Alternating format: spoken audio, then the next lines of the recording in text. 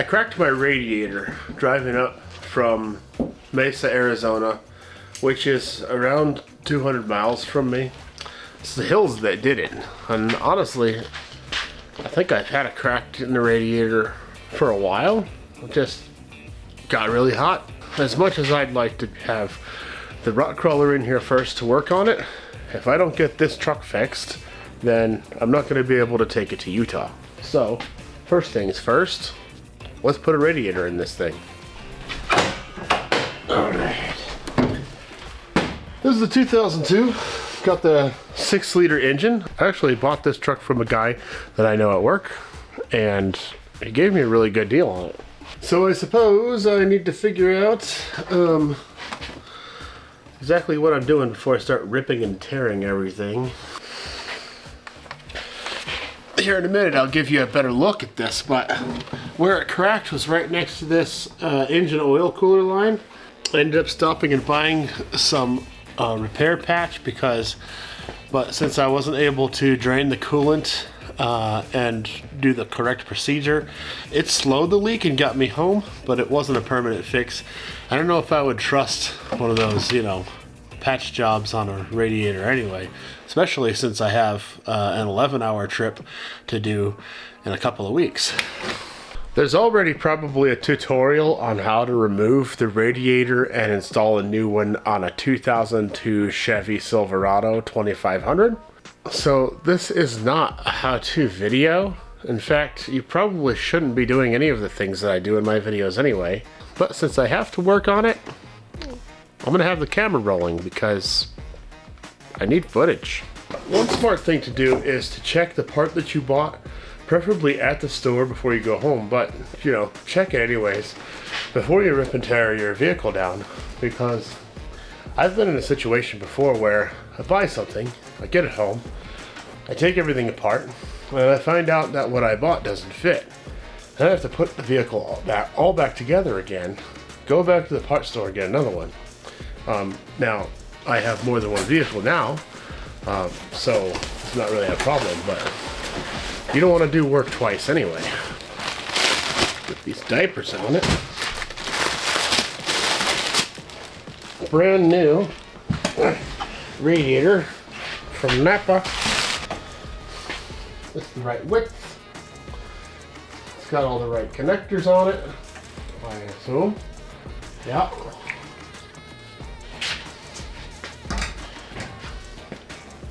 If you do look at the part, you can find out where this drains at, and I can see that I need a little hose so that I can take the hose, put it in my little gallon jugs, and then open this little valve right here, and I can drain the entire radiator and the engine. What the heck is the drain for this? System by disconnecting the lower radiator hose. There's a constant tension spring clip. It's easy to remove from the bottom.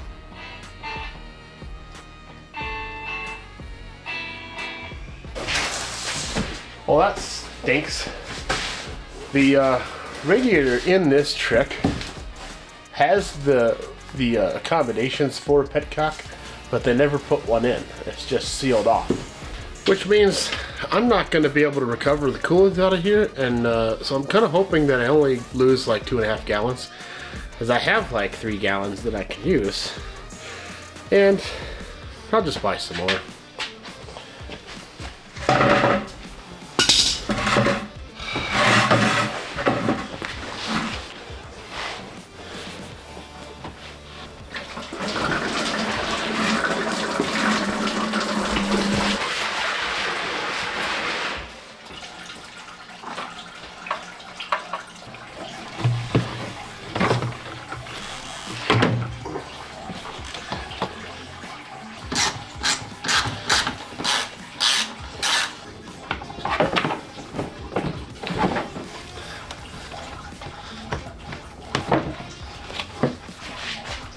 First time I ever replaced the radiator and I had to take this fan cowl off on a Chevy engine. It wasn't the same Chevy engine, but I got really mad and I ripped the entire thing off,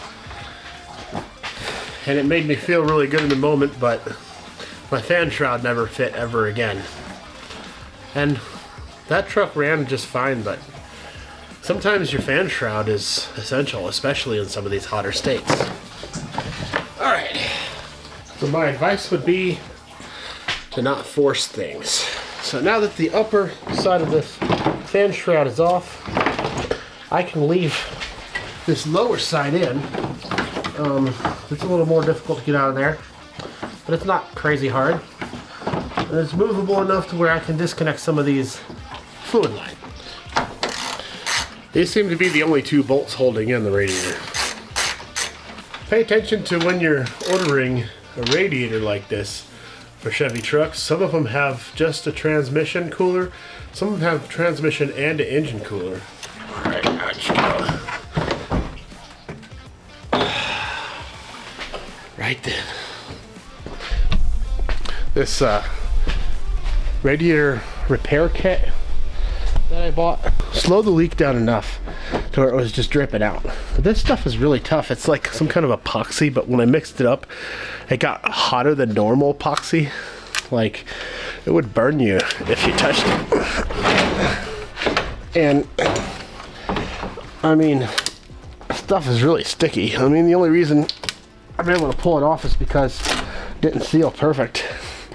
Came with this fiberglass sheet here, and then you're supposed to just put it on just like you do with fiberglass, you know. I'm trying to get this off so I can see where it's cracked. This didn't work, like I said before, because I wasn't able to drain the coolant and stop the leak from happening before putting this on. But there's a little crease right here where this radiator is molded. I basically cracked it right here on that crease, and it was just spraying out because it was so hot.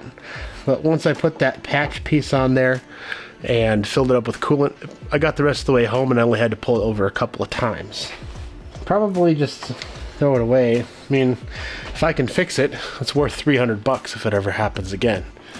But for now, I have a new one. Let's go ahead and put that in.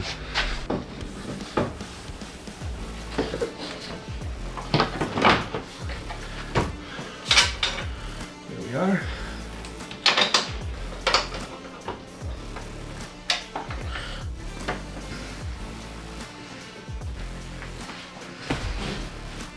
Guess I could have turned this light off because it was shining in my eyes the whole time. Now I'm ready for the upper fan guard. Just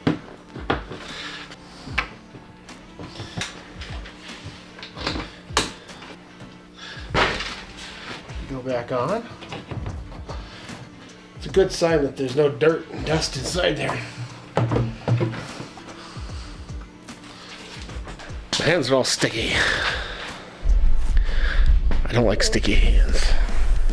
If you haven't seen my last video, my team and I are teaming up to join the Bleep and Jeep Beast Wars build off. We could really use your vote. A little pre-mixed Dex coolant.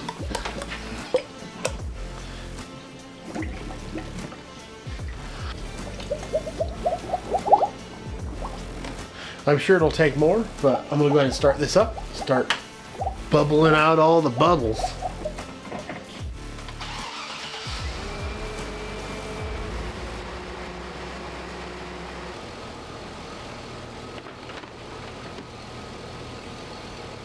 You guys, thank you for watching Black and Blue Garage. You mean the world to me.